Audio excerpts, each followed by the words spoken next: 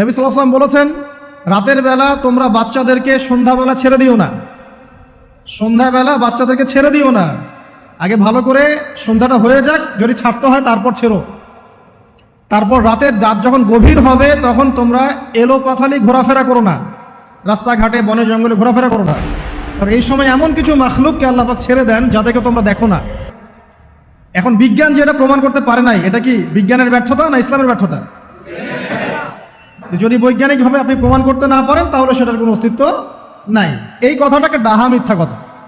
যদি মুমিন হতে চান তাহলে এই কথার উপরে এসে ইসলাম কবুল করতে হবে।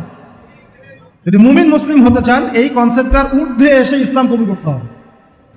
আল্লাহ রব্বুল আলামিন এবং তার রাসূল যা বলেছেন সেটাই চূড়ান্ত সত্য, সেটা আমরা প্রমাণ করতে পারি বা না পারি, এটাকে অন্ধভাবেই বিশ্বাস করতে হবে।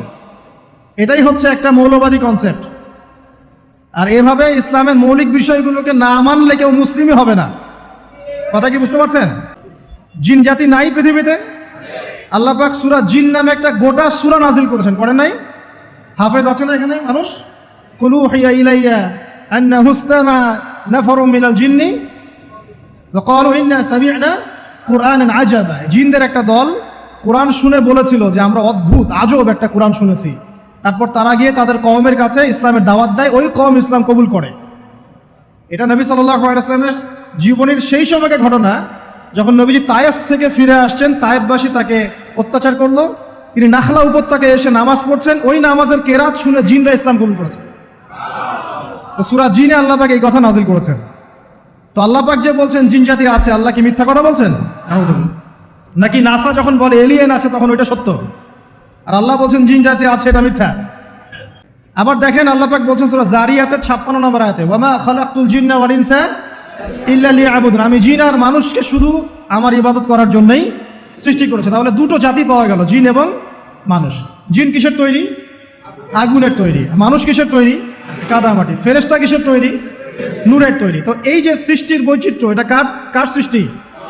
তো সেই আল্লাহ পাকের জ্ঞান সবচেয়ে বেশি না আমার জ্ঞান সবচেয়ে বেশি? সে আল্লাহর পক্ষ থেকে যখন কোরআন এবং হাদিস নাজিল হবে তা আমি অন্ধভাবে মানবো না, নাকি আমি আল্লাহকে চ্যালেঞ্জ করবো ইবলিসের মতো?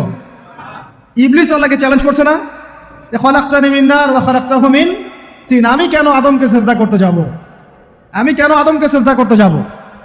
আপনি আদমকে সৃষ্টি করেছেন মাটি দিয়ে, আমাকে সৃষ্টি করেছেন আগুন দিয়ে, তাহলে আমি আদমের চাইতে সুপিরিয়র, আমি আদমের চাইতে সেরা, তা আমি কেন ওকে সিজদা করতে যাব? তো ইবলিস আল্লাহকে চ্যালেঞ্জ করলো না? তো এখন আমরা যারা আল্লাহকে চ্যালেঞ্জ করছি, এখন এই বিশ্বে যারা আল্লাহকে চ্যালেঞ্জ করছে, কোরআনকে চ্যালেঞ্জ করছে, হাদিসকে চ্যালেঞ্জ করছে, এরা কি আল্লাহর অনুগত বান্দা না ইবলিসের এজেন্ট? এরা এই চ্যালেঞ্জিং ফিলোসফিটা পেল কোথা থেকে? ওই ইবলিস থেকে। ইবলিস থেকে এই ফিলোসফি এসেছে। আর ইবলিস তো এখনো মরে যায় নাই, মরে গেছে, বরং সে এখন প্রবীণ বয়স্ক হয়ে গেছে, তার অভিজ্ঞতা এখন অনেক বেশি। তার অভিজ্ঞতা কি বেশি? দেখবেন ইবলিস সবার আগে আদম সন্তানের গা থেকে কাপড় খুলে ফেলেছিল, জানেন? আপনাকে দেখাচ্ছি, সূরা আরাফ পড়েন। সূরা আরাফের মধ্যে আল্লাহ পাক বলছেন, ইয়া বানি আদম, হে আদম সন্তান, লা ইয়াফতিনান্নাকুমুশ শাইতান, হে আদমের সন্তানরা তোমরা শুনে রাখো, শয়তান ইবলিস যেন তোমাদেরকে ফিতনায় ফেলতে না পারে। কে বলছেন? আল্লাহ। কিরকম ফিতনা? ইয়ানজিউ আনহুমা লিবাসাহুমা, যে ইবলিস তোমাদের বাবা মায়ের গা থেকে কাপড় খুলে ফেলেছিল। ইয়া বানি আদম লা ইয়াফতিনান্নাকুমুশ শাইতান কামা আখরাজা আবাওয়াইকুম মিনাল জান্নাহ ইয়ানজিউ আনহুমা লিবাসাহুমা। আল্লাহ পাক বলছেন, হে আদমের সন্তানরা তোমরা সতর্ক থেকো, ইবলিস যেন তোমাদেরকে ফিতনায় ফেলতে না পারে, যেমন করে সে তোমাদের বাবা এবং মাকে জান্নাত থেকে বের করে দিয়েছিল এবং তাদের গায়ের কাপড় খুলে ফেলেছে। কখন কাপড় খুলে গেছে জানেন? যখন ওই যে গাছের কাছে তারা চলে গেলেন, ওই যে এই গাছের কাছে যেও না, ওয়ালা তাকরাবা হাদিহিশ শাজারা, তোমরা এই গাছের কাছে যেও না। যখনই তারা গাছের কাছে গেলেন, ফল খেলেন, সাথে সাথে গায়ের কাপড় খুলে পড়ে গেছে। এর আগ পর্যন্ত দুজন জানতেন না কার লজ্জাস্থান কেমন। এই ঘটনার পর একে অপরের লজ্জাস্থান উন্মুক্ত হয়ে যায়। তারপর তারা জান্নাতের পাতাগুলো ছিঁড়ে ছিঁড়ে লজ্জাস্থান ঢাকতে লাগলেন। তাহলে ইবলিস আমাদের পিতামাতাকে প্রতারিত করে ধোকায় ফেলে গা থেকে কাপড় খুলে ফেলেছে না? কথা কি বুঝতে পারছেন? এটাই আল্লাহ পাক বলছেন, তোমাদের কাপড় যেন তারা খুলতে না পারে, তোমাদেরকে যেন হে আদম সন্তান ইবলিস ফিতনায় ফেলতে না পারে। তাহলে এখন আপনি বলেন, এই বিংশ শতাব্দীতে এসে, একবিংশ শতাব্দীতে এসে যারা মুসলিমদের গা থেকে কাপড় খুলে ফেলতে চায়, এরা কার এজেন্ট? এরা কার এজেন্ডা বাস্তবায়ন করছে? প্রমাণ হিসেবে কি আমি নিজের মন করা কথা বললাম, না কোরআন থেকে দলিল দিলাম? কোন সূরা? সূরা আরাফ এর প্রথম 3টা পৃষ্ঠা পড়েন, ডিটেইলস লেখা আছে।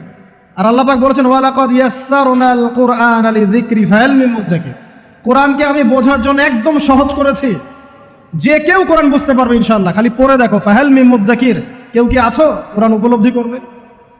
তো কোরআন বুঝতে হবে স্বচ্ছ মন নিয়ে।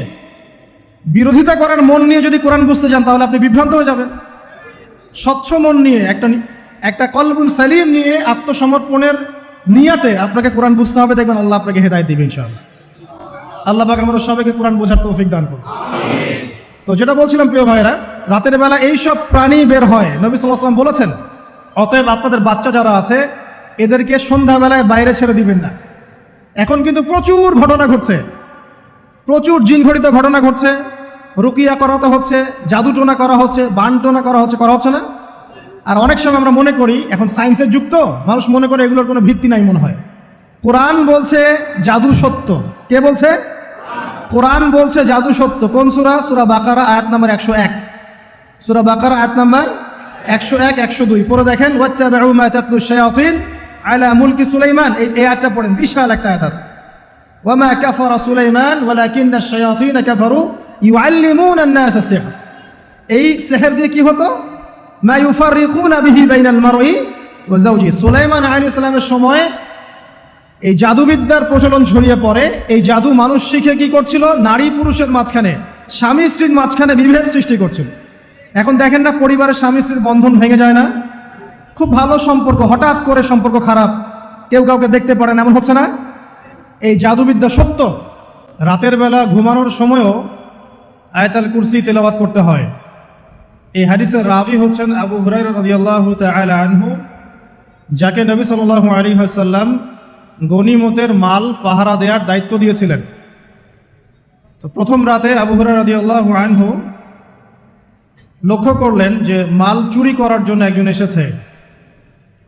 তিনি চোরকে ধরলেন। চোর খুব অনুনয় বিনয় করলো যে আমার অবস্থা খুব খারাপ, খুব দরিদ্র, আমাকে ছেড়ে দাও। আবু হুরায়রা রাদিয়াল্লাহু আনহু তাকে ছেড়ে দিলেন। পরের রাতে সেই চোর আরও একবার আসলো, তিনি আবার তাকে ধরলেন, আবারও ছেড়ে দিলেন। তৃতীয় রাতে তিনি তাকে ধরলেন এবং বললেন, এবার তোমাকে আমি ছাড়বো না। তখন সেই ব্যক্তি, বিখ্যাত সাহাবী আবু হুরায়রা রাদিয়াল্লাহু আনহুকে বলছেন যে আমি তোমাকে বিশেষ একটা আমল শিখিয়ে দিব, যে আমলটা করলে পরে রাতের বেলা শয়তান তোমার নিকটবর্তী হবে না। তো আবু হুরায়রা রাদিয়াল্লাহু আনহু বলছেন, কি সেই আমল? শিখিয়ে দাও, যদি শিখিয়ে দাও তাহলে ছেড়ে দিব তোমাকে। তখন সেই ব্যক্তি বলছে যে রাতের বেলা কেউ যদি আয়াতুল কুরসি তেলাওয়াত করে ঘুমানোর সময়, সেই ব্যক্তির ধার কাছেও শয়তান আসবে না ইনশাআল্লাহ, এবং আল্লাহ পাকের পক্ষ থেকে একজন ফেরেশতা তাকে পাহারা দিবে ইনশাআল্লাহ। তো রাসূলুল্লাহ সাল্লাল্লাহু আলাইহি ওয়াসাল্লাম পরের দিন ফজরের নামাজে আবু হুরায়রা রাদিয়াল্লাহু আনহুকে দেখে মুচকি মুচকি হাসছেন যে তোমার রাতের সাথীর কি খবর? কারণ ওহীর মাধ্যমে নবী সাল্লাল্লাহু আলাইহি ওয়াসাল্লাম আগেই জেনেছেন কি হয়েছে গত রাতে। এটাই আল্লাহ পাকের ওয়াহী, যেটা কোনো বিজ্ঞান যুক্তি দর্শনের ব্যাখ্যায় আসবে না। আসবে না। তো আবু হুরায়রা রাদিয়াল্লাহু আনহু বলছেন যে আমি তো ইয়া রাসূলুল্লাহ তাকে ছেড়ে দিয়েছিলাম, পরে আবার এসেছে, আবার ধরেছি, আবার ছেড়ে দিয়েছি, আবার এসেছে। এবার ছাড়বো না পণ করেছিলাম, কিন্তু এবার সে আমাকে একটা আমল শিখিয়ে দিয়েছিল, তো এই আমল শেখানোর বদৌলতে আমি ওকে ছেড়ে দিয়েছি। কি আমল? রাতের বেলা আয়াতুল কুরসি তেলাওয়াত করলে শয়তান নিকটবর্তী হবে না, এবং রাতের বেলা একজন ফেরেশতা আল্লাহর পক্ষ থেকে ওই ব্যক্তিকে পাহারা দিবে ইনশাআল্লাহ। তো রাসূলুল্লাহ সাল্লাল্লাহু আলাইহি ওয়াসাল্লাম বলছেন এই কথা শুনে যে তোমার কাছে এসেছিল সে হচ্ছে ইবলিস, শয়তান। সে যতগুলো কথা বলে তার বেশিরভাগ কথাই সে মিথ্যা বলে, তবে এই কথাটা সে সত্য বলেছে। যে কোনো ব্যক্তি এমন কোনো কথা বলুক যেটা কোরআন এবং সুন্নাহর সাথে মিলে গেছে, এই কথা নিতে কি কোনো আপত্তি আছে? নাই। আর যে কোনো ব্যক্তি যত বড় আলেম হোক আর স্কলার হোক আর বুদ্ধিজীবী হোক না কেন, তার কথা যদি কোরআন সুন্নাহর সাথে না মেলে সেই কথা কি আমরা গ্রহণ করব? এই সহজ কথাটা মেনে নিলে কিন্তু মুসলিমদের মাঝে কোনো ইখতিলাফ থাকে না। তারপরেও হয়তো কিছু মতপার্থক্য থাকবে, সেটা ইসলামের সৌন্দর্য, সেটা ইসলামের সৌন্দর্য। যেমন আপনি ফজরের আগে বেতরের নামাজ পড়ছেন, তাহাজ্জুদের নামাজ পড়ে বেতরের নামাজ পড়ছেন, তারপরে 2 রাকাত সুন্নত পড়ছেন, তারপরে ফরজ পড়ছেন, ঠিক আছে? এই আমলটা নবী সাল্লাল্লাহু আলাইহি ওয়াসাল্লাম কর্তৃক স্বীকৃত এবং সুন্নাহ। এখন কেউ যদি ঘুমানোর আগেই বেতের নামাজ পড়ে ফেলে, ঘুমানোর আগেই সে বেতের নামাজ পড়ে ফেলে, শেষ রাত্রে যদি নফল নামাজ পড়ার সুযোগ হয় পড়লো, পড়ে সুন্নত পড়ে ফজরের 2 রাকাত ফরজ পড়লো, তার আমল কি বাতিল? তো বেতরের নামাজ ঘুমানোর আগে পড়লেও চলে, শেষ রাত্রে পড়লেও চলে। ইসলামের এটা সৌন্দর্য না? সৌন্দর্য। মনে করেন যে আপনি জোহরের আগে, ফরজ নামাজের আগে 4 রাকাত সুন্নত পড়লেন, পড়েন না? আচ্ছা, এটা হাদিস থেকে প্রমাণিত তো? আচ্ছা, কেউ যদি 2 রাকাত সুন্নত পড়ে হবে না? হবে না? এটার হাদিস নাই? আছে, তাহলে এটা সৌন্দর্য না? এটা সৌন্দর্য। কখন এটা আমল করলেন, কখন ওইটা আমল করলেন। আমাদের সমস্যা হচ্ছে আমরা ইসলামের অংশ বিশেষকে ফলো করি, এর বাইরে কিছু পেলে আমরা মনে করি সেটা আর ইসলামে নাই। তাই হয় না? আমি যতটুকু জানি বুঝি এতটুকু আমল করি, এর বাইরে যদি কোনো দলিল থাকেও সেটা মানার ব্যাপারে আমাদের আগ্রহ থাকে না। তখনই কিন্তু ইসলামকে নিয়ে আমরা এই যে দলীয়করণে চলে যাই, আর আস্তে আস্তে মুসলিম উম্মার ঐক্যটা নষ্ট হয়। ঐক্য নষ্ট হতে হতে আজকে কি অবস্থাটা তো দেখতেই পাচ্ছেন। তো আগে ওই জায়গাটা শেষ করি। নবী করিম সাল্লাল্লাহু আলাইহি ওয়াসাল্লাম রাতের বেলা এই আমলটা করতেন। কি করতেন? আয়াতুল কুরসি তেলাওয়াত করতেন। আরেকটা গুরুত্বপূর্ণ আমল, সেটা হচ্ছে সূরা বাকারার শেষের 3টা আয়াত তেলাওয়াত করতেন। কটা আয়াত? কোন কোন হাদিসে আছে 2টা আয়াত, এই যে 3টা আয়াত কোন হাদিসে, আবার কোন হাদিসে 2টা আয়াত। কেউ যদি 2টা পড়ে তার আমল কি বাতিল হবে? আর যদি কেউ 3টা পড়ে আরো ভালো, উত্তম, ঠিক আছে।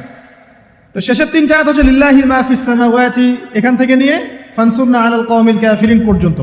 নবী সাল্লাল্লাহু আলাইহি ওয়াসাল্লাম বলেছেন রাতের বেলা কেউ যদি এই আমলটুকু পড়ে, শুধু এতটুকুই পড়ে, সূরা বাকারার শেষের 3টা আয়াত বা 2টো আয়াত, সারা রাতের জন্য যথেষ্ট হয়ে যাবে ইনশাআল্লাহ। মানে সারা রাত নফল পড়লে যে নেকি হইতো, আপনার এই আমলটা করলে সে নেকি হয়ে যাবে ইনশাআল্লাহ।